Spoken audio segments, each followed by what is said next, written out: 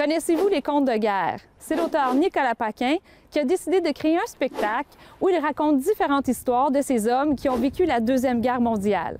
Alors suivez-moi dans l'univers de Nicolas Paquin.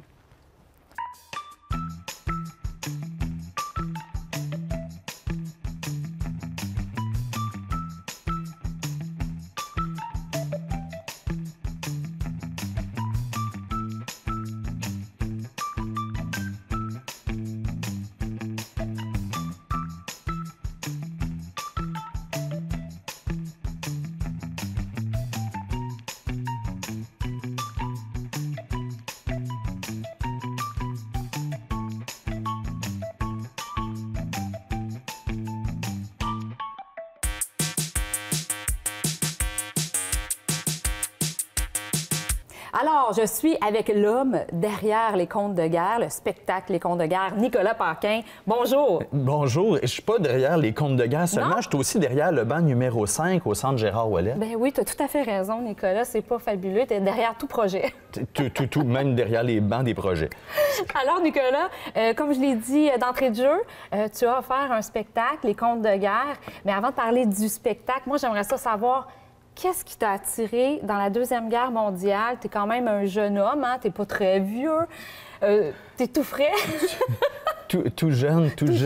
Et fringant. Et tellement, ça fait une semaine du spectacle, même pas une semaine au moment où on se parle, là, puis je me rappelle déjà plus pourquoi je me suis ramassé là. Il s'est passé trop d'affaires en une semaine. Non, mais écoute, moi, j'ai connu des gens qui ont vécu la Deuxième Guerre mondiale. Dans ta famille? Non, pas dans ma famille. C'est le hasard qui m'a mis sur leur route. Des gens qui avaient vécu soit comme soldats, soit comme civils, ici au Québec ou encore en France. Puis ils m'ont raconté leurs histoires. Puis pendant un bon bout de temps, j'ai raconté ces histoires-là, entre autres dans des bibliothèques. Dans les écoles? Dans les écoles, beaucoup de tournées scolaires. Puis tu vois le monde là, qui te regarde, là, puis c'est fascinant ce qui se passe. Puis eux autres sont fascinés par ce que tu racontes. Puis toi, ben, tu es fasciné par la réception du public. Ça fait Mais ils sont fascinés parce que, est-ce que tu crois qu'ils en entendent peu parler? Tu sais, oui, il y a le jour du souvenir. On se commémore tous ces gens-là qui ont survécu ou qui sont morts dans la guerre. Mais est-ce que tu penses que les gens sont ébahis parce qu'ils en entendent peu parler? Ils sont impressionnés parce que j'aborde ça autrement. Au lieu de présenter ça de façon extrêmement théorique ou encore de faire une commémoration à l'état pur là, qui est très solennelle, très formelle, ou encore, pire, commencer à parler de violence, puis de sang, puis de bataille, puis ces trucs-là, moi, j'ai décidé de redonner vie à ceux qui avaient été là. Tu sais, soit mes amis qui étaient des vétérans puis qui sont décédés depuis, ou encore des gars qui sont restés ces champs de bataille, puis qui n'ont pas vécu, qui n'ont pas eu le temps de vieillir. Là. Tu disais que j'étais jeune, là, mais ces gars-là, ils sont morts à moitié de mon âge. Mais il y aurait l'âge, aujourd'hui, c'est encore vivant, d'être mes grands-parents. Mais il faut remettre en question aussi que t'es pas, Nicolas, t'es pas quelqu'un qui tripe là, sa guerre. C'est pas quelque chose qui t'impressionne, puis c'est certainement pas quelque chose que tu aurais aimé faire hein, dans ta vie. Moi, je suis un passeur de mémoire. Tu sais, on entend souvent l'expression là, un passeur de mémoire. Il y en a qui passent des POC, il y en a d'autres qui passent des mémoires. Puis la mémoire qu'on veut passer, c'est quoi? C'est ce qu'on doit retenir pour plus tard. Qu'est-ce qui s'est passé avant nous autres qu'on devrait peut-être continuer ou ne plus faire? Puis, tu sais, s'il n'y a personne qui en parle de la guerre, là, si on oublie ce que c'était, ce que c'est comme horreur, à un moment donné, quand il va en avoir une, on ne la verra pas venir. Puis ça va être quand on va avoir les 2 pieds dedans, puis le nez là-dedans, qu'on va se dire « OK, c'était ça qu'ils ont vécu, ceux-là, auparavant. On aurait donc dû faire attention. » Ça fait qu'en parlant des causes, en parlant de comment les gens ont vécu ça, OK, on est en train de s'apercevoir que c'était des êtres humains, comme toi, comme moi. C'était des jeunes qui avaient une vie devant eux autres, puis oups, ben ils l'ont sacrifié. Ou ils sont revenus, mais ils ont été poqués pour le reste de leur vie. Ça fait qu'à ce moment-là, on est sensibilisé à ça. Puis il faut le faire d'une façon intelligente. Je pense que c'est ça que je fais. Bien, aussi, tu es aussi sensible à la cause. Mais qu'est-ce qui a fait en sorte que, justement, les personnes que tu as rencontrées, ils ont bien voulu se livrer à toi? Tu sais, parce qu'ils sentaient que tu avais quand même un intérêt, une grande écoute. Qu'est-ce qui a fait en sorte que les gens... Parce que c'est pas si facile que ça, témoigner, tu sais, de l'horreur de ce qu'ils ont vécu, des deuils qu'ils ont dû faire. Pourquoi se livrer comme ça et témoigner de cette horreur-là? il s'est passé de quoi, tu sais. Je pense qu'à chaque fois qu'un vétéran ou une personne âgée m'a rencontré, je pense que ces gens-là étaient dans l'urgence de raconter ce qu'ils avaient vécu. C'est des gens qui étaient disposés à le faire, puis ils ne voulaient pas le faire à n'importe qui. Je pense qu'il y a une vibe à un moment donné qui se fait, là, ils voient bien que je suis capable de porter ça, que je suis capable de donner l'humanité. Je ne suis pas quelqu'un qui a collectionné les vétérans. J'ai déjà vu des gens qui font des collections. Tu sais, c'est carrément, je suis photographié à côté d'un tel, je suis photographié à côté d'un autre tel. OK? Puis de quoi vous avez parlé? Qu'est-ce qui t'a transféré comme mémoire? Bien, pas vraiment, tu sais. Moi, j'ai décidé de développer des relations d'amitié, aussi courtes qu'elles soient, aussi dures que ça peut être, parce que tu le sais que la personne a 97 ans, 98 ans. Tu lui dis, on va peut-être se revoir, puis cette personne-là te dit, si je suis encore là. Tu sais, des amitiés d'une rencontre ou de deux rencontres, mais tu sais que c'est sincère. Cette personne-là s'est confiée à te raconter comment elle s'est sentie. Elle t'a jamais décrit l'horreur, puis on n'a pas besoin. Il y a tellement de films aux États-Unis qui montrent ça, là. On n'a pas besoin de ça. On le sait ce que c'est. Mais le sentiment humain, la dépossession, la peur, des vétérans qui disent que, tu sais, ils ont trouvé le bonheur parce qu'ils sont mariés, ils ont rencontré quelqu'un, puis ils ont été heureux avec cette personne-là. Il me semble que ça fait du bien d'entendre ça, de dire qu'on a besoin d'amour. Puis je pense qu'ils ont senti cette vibe-là. Puis c'est comme ça que le message a passé. Et avec tous les témoignages que tu as reçus, qu'est-ce qui t'a surpris le plus dans tout ça, là, dans toute cette démarche-là que tu as fait? Est-ce qu'il y a des choses vraiment qui t'ont vraiment déstabilisé, je te dirais? Tu sais, c'est de voir que je ramasse pas juste le témoignage des vivants, là, je ramasse le témoignage des morts. Je tombe dans des dossiers militaires, des dossiers papier. C'était la signature puis les informations d'enrôlement d'un soldat, puis il est mort à 19 ans. Puis là, tu lis ça, puis tu dis, OK, moi, j'ai connu des gens qui l'ont connu. Il n'y a plus personne qui peut en parler de cette personne-là, là. Ses parents n'existent plus, ses frères et sœurs sont plus là. Tout ce qui reste, c'est dans un dossier.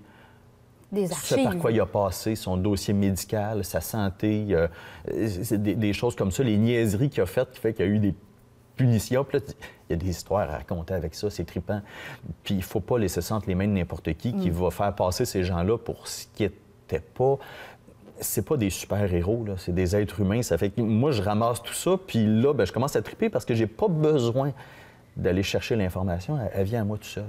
Et c'est ça qui est impressionnant.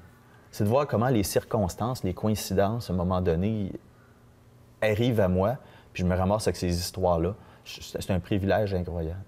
Puis est-ce que tu as l'impression, quand justement tu faisais ces recherches-là, puis tu retrouvais des jeunes qui sont morts à la guerre, juste de rentrer un peu dans leur intimité, est-ce que tu avais l'impression qu'il y avait un genre de connexion, de rencontre? Tu sais, c'est drôle à dire, là, tu sais, il est décédé, mais est-ce qu'il y avait comme une connexion avec cette personne-là qui se créait? Et oui. C'est ça qui est flayé. Tu sais, il y a des gens qui vont dire, bon, ils parlent aux morts à cette heure, mais je parle pas aux morts, mais le mort me parle, en tout cas. Oui. Les gens sont pas obligés de me croire quand je raconte ça. Ce qui est devenu le spectacle Les Contes de guerre, c'est un peu cette rencontre-là, une rencontre impossible entre des gens qui ont existé, que j'aurais jamais rencontrés, ni au magasin, ni dans ma vie personnelle, ni en amitié ou quoi que ce soit. Et l'impératif, là, c'est intense, il faut que leur histoire soit racontée. Il faut qu'il y ait quelqu'un qui soit capable de les faire vivre. Ça fait que, ouais, je me ramasse avec plein d'anecdotes à gauche et à droite, puis peut-être parce que je suis devenu une espèce de professionnel du sujet, mais pas un professionnel au niveau historique. C'est un professionnel au niveau du vivant, là. Je suis capable de lier ça ensemble, puis je retrouve des histoires d'individus qui n'ont pas vécu longtemps. Malheureusement. Malheureusement. Puis là, tu essaies de te demander, tu te dis, OK, si ces gens-là étaient revenus, s'ils s'étaient mariés, s'il y avait eu des enfants, quel genre de famille ça aurait fait, tout ça. Puis là, on peut juste faire des suppositions. Mais on sait, par exemple, comment leurs mères ont réagi quand ils ont reçu le télégramme qui disait « Avons le regret profond de vous annoncer que votre fils est décédé à telle date. » Madame Picard, avons le regret de stop. Avons le regret de vous annoncer stop. Votre fils Paul-Émile a trouvé la mort en Sicile. Là, tu vois la lettre de réponse de la mère. Puis tu vois tout ça. Son conflit intérieur avec le fait que, oups, elle l'a laissé partir, mais il ne reviendra jamais. Puis ça, là, c'est du human incroyable. Et c'est vraiment intéressant. Nicolas, on va prendre une petite pause et on revient, puis là, on va parler plus du spectacle en tant que tel. La petite histoire de Léo Major.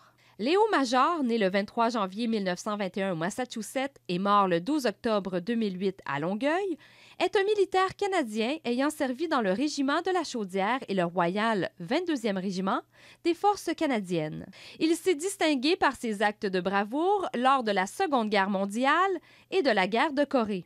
De par sa bravoure, Léo Major est un des 38 Canadiens à avoir reçu 2 médailles de conduite distinguée, qui est une décoration de l'armée britannique et des pays du Commonwealth, mais le seul à les avoir reçues dans 2 guerres différentes. Dans tout le Commonwealth britannique, il n'y a que 3 soldats qui partagent cet honneur. Il est aussi le seul soldat connu pour avoir libéré une ville à lui seul. La médaille de l'Assemblée nationale a été remise à Léo Major le 11 novembre 2013 à titre posthume lors de la commémoration québécoise du Jour du souvenir de la Société Saint-Jean-Baptiste de Montréal.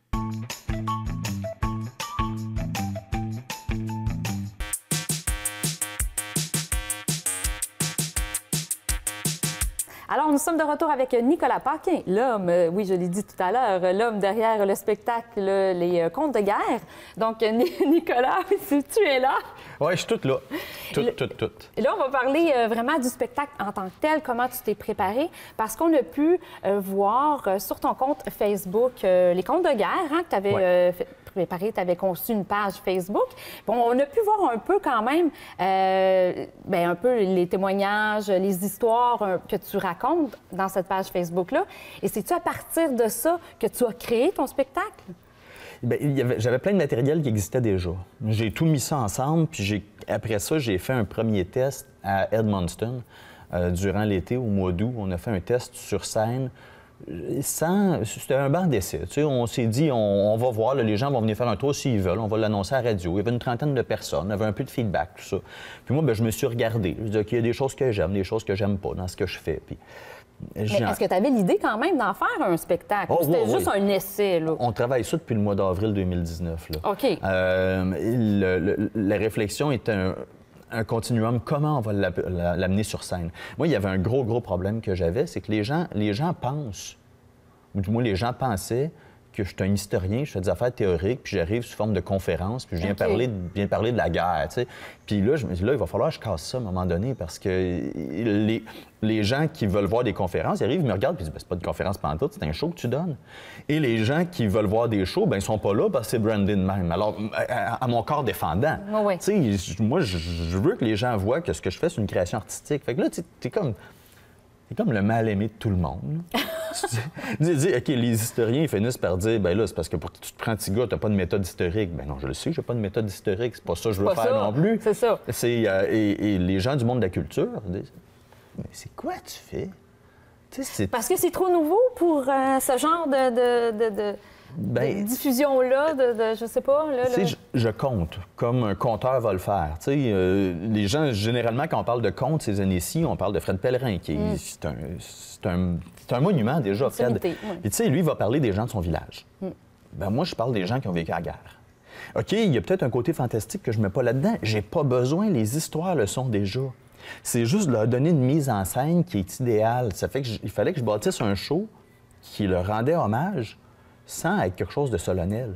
Alors là, il y avait la mise en scène. Donc, j'ai fait appel à Bertrand Alain, entre autres, qui est prof au Conservatoire de musique à Québec. Il m'a donné des cues. On a travaillé là-dessus, voir comment est-ce qu'on pouvait utiliser la disposition de la scène. Tu sais, c'est un décor qui est super minimaliste. J'ai une table avec une machine à écrire, à peu près. C'est à peu près juste ça le setup.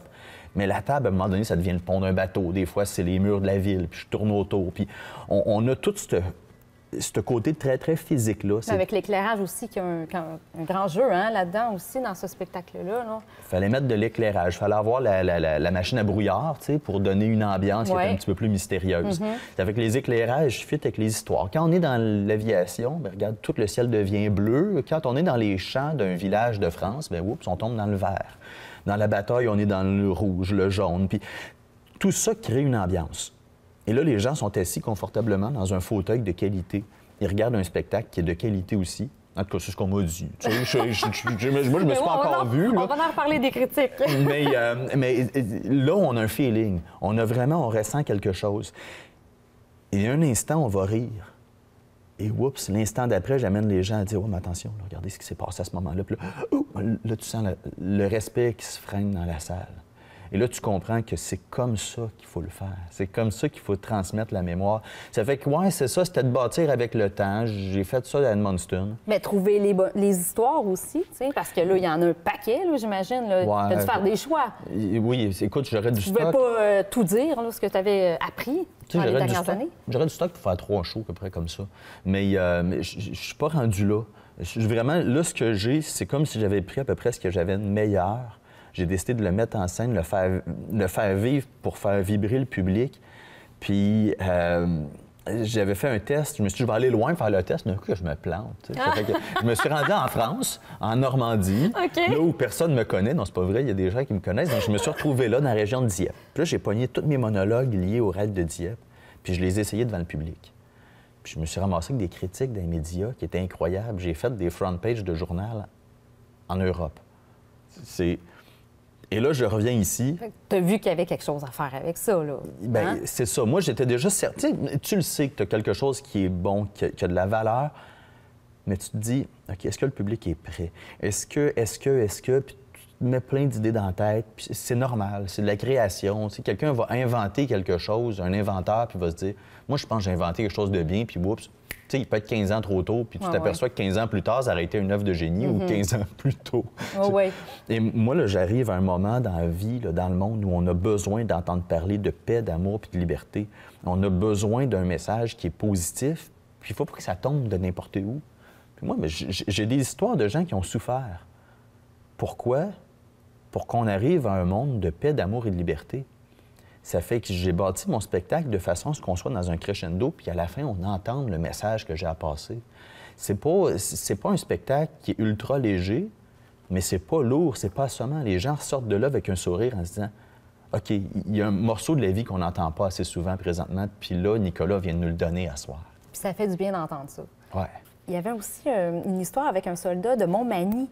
Ouais. C'est quoi cette histoire-là? Raconte-nous-en un peu plus. Gilbert Boulanger, qui est probablement le gars qui est à l'origine de tout mon intérêt pour les histoires de vétérans. C'est un gars qui est natif de Montmagny, qui s'est enrôlé comme mitrailleur sur un bombardier. Il a survécu à la guerre alors qu'il y avait seulement un mitrailleur sur 3 qui revenait. Et tu sais, il a vu des choses hyper traumatisantes, puis il aurait pu se renfermer, puis ne plus en parler. Puis vivre avec un stress post-traumatique, puis étouffer ça. Puis... Au contraire, il a décidé jusqu'à la fin de sa vie de tout faire pour que la mémoire se transmette. Puis, tu sais, quand tu arrives au moment de ta vie, moi, je l'ai vu dans les derniers mois de sa vie, il m'a dit, tu sais, tant que tu as encore ta tête puis tes mains, tu peux faire de quoi, là? Puis tu entends un vieil homme de 90 ans qui a un cri du cœur, dit, OK, moi, il faut que je leur prenne le flambeau, puis il faut que je raconte son histoire. Mais je peux pas le raconter de façon moralisatrice ou triste qu'on a envie de pleurer, là. Il a vécu quelque chose d'incroyable. Tu survis à l'écrasement d'un avion, c'est fou. Bien, c'est ça qu'il fallait que je compte. Puis les gens écoutent ça, fait OK, c'est un gars de chez nous, puis bâtard, personne ne le connaît. Bien, c'est ça qui est étonnant. Comment tu peux expliquer ça? Bien, c'est comment? C'est niaiseux, mais comme je dis, notre devise au Québec, c'est « je me souviens », mais tout ce dont on se rappelle, c'est que le Canadien ne gagne pas la Coupe Stanley, là. Alors que... Bâtard, c'est pas que le hockey, c'est plate, c'est que en quelque part, tu as des jeunes qui avaient l'âge des joueurs de hockey, qui ont pas fait ce qu'ils aimaient faire, qui s'en allaient pas là pour aller tuer du monde, ils s'en allaient là pour aller chercher un bon salaire, avoir une bonne job, vivre une expérience de vie, aller cruiser les filles en Angleterre. Puis ils survivent à ça, puis ils contribuent à la libération du nazisme à travers le monde. C'est pas de l'héroïsme, ça, là, je sais pas ce que c'est. Et puis nous autres, ben on s'est pas réveillés assez vite, tu sais. Puis là, je veux pas rentrer dans tout ça, là, mais moi, je voyais un filon là, pour pouvoir compter des histoires, pas juste pour les compter. Là. On les compte, puis après ça, on s'en va, puis on repart dans la routine. Là. On va toucher effectivement le monde. On va changer un peu les gens qui reçoivent ce message-là. Puis ça, je l'ai cru la journée où j'avais commencé à faire ça dans les écoles.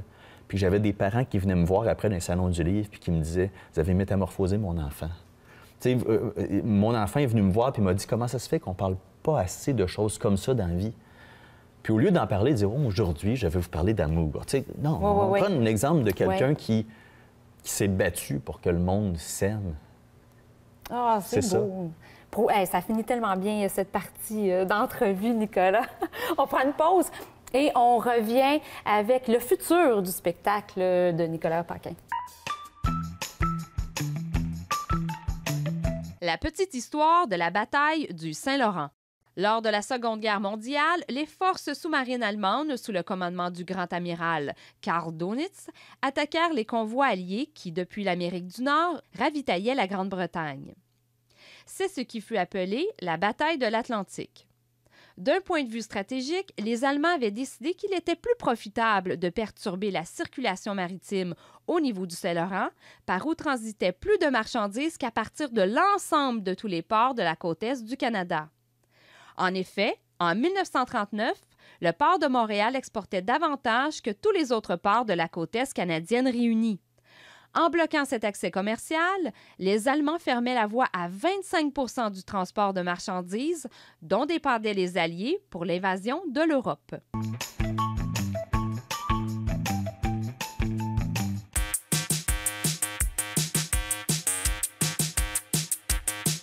Alors, de retour avec ce cher Nicolas Paquin. Nicolas, on est rendu à l'étape de parler un peu du futur de ce spectacle-là. En fait, pour mentionner aux gens qu'il y a eu une présentation, dernièrement, une seule présentation à Saint-Jean-Port-Joli, pour voir un peu comment les gens allaient recevoir ce spectacle-là.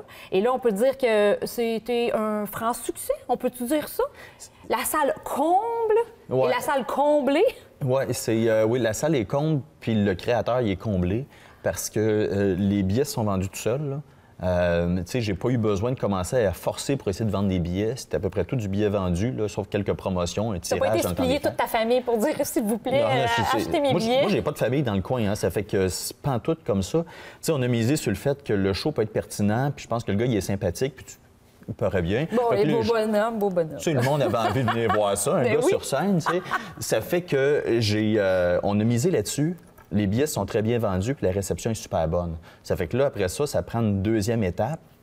Cette deuxième étape-là, hormis le fait que le show va être présenté à Sainte-Anne-de-Sabrevois, au Centre d'art, à côté de Saint-Jean-sur-Richelieu, au mois de mars. OK. Après ça, l'idée, c'est que le show puisse tourner à grandeur du Québec. Ben oui. Et pour ça, ben moi, je peux pas devenir producteur en même temps que je prépare un spectacle puis j'écris des livres. Fait que là, ça me prend vraiment un branding, quelque chose qu'on doit travailler. Donc, on rentre là-dedans, là, dans la réflexion sur comment avoir quelqu'un qui va le prendre. Parce qu'il est rentable, le show. Bien, c'est sûr que quand tu vois qu'il y a une seule présentation qui a été faite à partir de maintenant, là, à Saint-Jean-Port-Joli, puis tu vois que les gens ont vraiment été très, très intéressés. Puis on peut même en revenir avec la petite histoire que dans l'entracte, il y a eu un début là, de faux incendie, là, puis qu'on a vu que malgré tout, les gens ils ont entendu dehors un genre de 15 minutes, puis il n'y a pas personne qui est parti. Explique-nous un petit peu l'histoire. C'est ça qui est arrivé, c'est que moi, j'ai une machine à brouillard pour faire fonctionner dans la salle. Bien, pas moi, mais elle était à la salle. Puis à l'entracte, bien, quand on a ouvert les portes, la boucane est sortie. Puis ça a déclenché le système d'alarme. Ça fait que les pompiers ont fait sortir le monde. Ils ont fait l'inspection du bâtiment. Tu peux imaginer n'importe quel imprévu dans un show, sauf ça. Le micro qui lâche, une lumière qui fonctionne plus. Le gars qui oublierait son texte, n'importe quoi. Mais c'est pas ça, finalement. C'est que tout le monde sort à l'entracte, forcé. Et finalement, les gens reviennent. Les gens veulent avoir la deuxième partie. Il faut dire, Nicolas, que les gens pensaient que ça faisait partie du spectacle quand même. Ils se sont imaginés que ça faisait partie du show puis que je faisais une simulation d'urgence. Ben oui, non, c'est pas un show qui est interactif. Là. Je veux rassurer les gens. Là, ils se font pas poser des questions quand ils arrivent en salle puis moi, je suis sur scène. Il n'y a pas de danger avec ça. Sauf que cet imprévu-là m'a donné la dimension de la façon avec laquelle les gens aiment se faire conter les histoires. Le feedback de me faire dire après, j'en aurais pris encore pendant 1 heure de temps. Puis le show ne dure pas une demi-heure, c'est 1h30 bien tassé, puis c'est généreux en information, c'est 7 monologues. Tu fais, OK, je tiens quelque chose. Je tiens quelque chose qui vaut la peine. Mais oui. Puis surtout, bien, c'est ça, comme je l'ai dit, que les gens, on est en plein hiver, là, au mois de janvier, peut-être pour rappeler aux gens, puis ils devaient attendre dehors. Là. Il aurait pu tout sacrer le camp et dire c'était beau, puis on va se faire rembourser. Et non, les gens sont restés.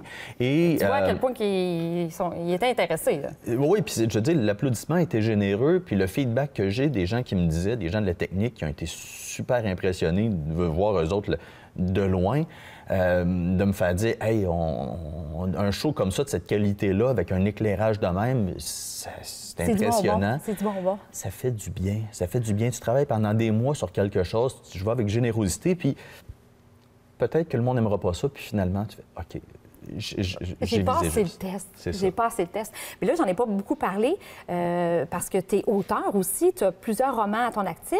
Là, tu as décidé d'être un artiste de scène, on peut dire ça, hein, de créer un spectacle.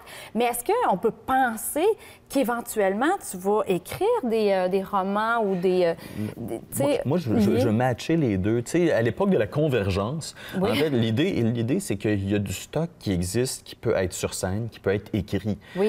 Qui pourrait être du podcast, peu importe. Moi, la journée où il y a un éditeur ou un producteur qui dit « Écoute, on peut diversifier ça puis faire quelque chose de génial », ben why not? Mais oui. Moi, je suis tout à fait disposé à ça. Puis pourtant, tes romans, c'était pas nécessairement de la guerre que tu parlais. Tes sujets, c'était pas vraiment relié à ça. Mais là, on peut penser peut-être, ça va... C'était pas les vraies histoires. Quand je faisais du roman de l'époque de la Deuxième Guerre mondiale, tandis que là, les vraies histoires qui existent, que je connais, mes monologues, ils sont écrits. Avant, je les connaissais par cœur, mais il a fallu que je les mette sur papier pour les travailler. Ça fait que les textes sont là. Bien oui, il y a vraiment un gros potentiel pour faire quelque chose au niveau de l'écriture. Exactement. Donc, il va falloir surveiller tout ce que tu fais, Nicolas, parce que tu es vraiment un artiste aux multiples talents. Hein? Oui. Fait que là, les gens doivent me suivre sur ma chaîne YouTube, sur ma chaîne Facebook, sur ma chaîne Amstramgram, puis mon LinkedIn aussi. C'est ça que ça prend. Bien oui. Fait que donc, on suit Nicolas Paquin, puis on va suivre toutes tes belles aventures. Et j'invite aussi les gens à prendre connaissance de tes petites histoires que tu mets souvent, là, qui alimentent ton Facebook. Puis c'est toujours intéressant aussi de les découvrir. C'est ça, soit Nicolas Paquin ou encore les contes de guerre. C'est ça. Puis les gens vont voir toutes ces histoires-là. Puis ceux qui se disent « Ouais, mais la guerre, on n'aime pas ça », il faut avant connaître mon approche, puis après ça, les gens « OK, c'est ça, on en veut plus ». Tout à fait. Donc, merci, Nicolas, de m'avoir offert un peu de ta vie privée, un peu de tout ce que tu as fait en tant qu'artiste. Un plaisir. Merci. Et de notre côté, bien, on vous offre une autre émission de Le Savais-tu la semaine prochaine.